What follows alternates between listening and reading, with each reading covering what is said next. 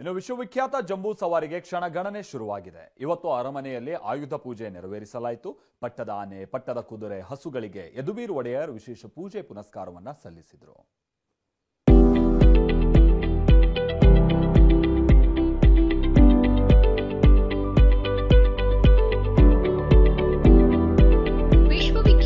ಮೈಸೂರು ದಸರಾ ಅಂತಿಮ ಘಟ್ಟ ತಲುಪಿದೆ.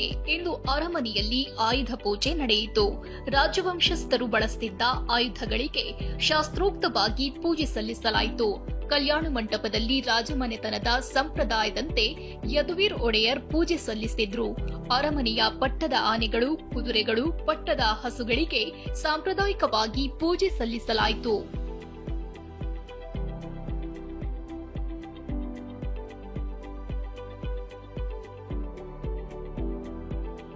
ಇದಕ್ಕೂ ಮುನ್ನ ಅರಮನೆ ಆವರಣದಲ್ಲಿರುವ ಕೋಡಿ ಸೋಮೇಶ್ವರ ದೇಗುಲದಲ್ಲಿ ಆಯುಧಗಳಿಗೆ ಪೂಜೆ ಮಾಡಲಾಯಿತು. ಪಟ್ಟದ ಕತ್ತಿ, ಪಟ್ಟದ ಆನೆ, ಕುದುರೆ, ಹಸುಗೆ ಪೂಜೆ ಸಲ್ಲಿಸಲಾಯಿತು. ವಿಶ್ವವಿಖ್ಯಾತ ಮೈಸೂರು ದಸರಾ ಮಹೋತ್ಸವಕ್ಕೆ ಈ ಬಾರಿ ಏರ್ ಶೋನ ಕಲರವ ಮನೆ ಮಾಡಿದೆ. ಇದೇ ಮೊದಲ ಬಾರಿಗೆ ಲೋಹದ ಹಕ್ಕಿಗಳು ಚಿತ್ತಾರ ಮೂಡಿಸಿವೆ. ಜನ ಮೈಸೂರಿನ ಏರ್ ಶೋ ಕಣ್ತುಂಬಿಕೊಂಡಿದ್ದಾರೆ.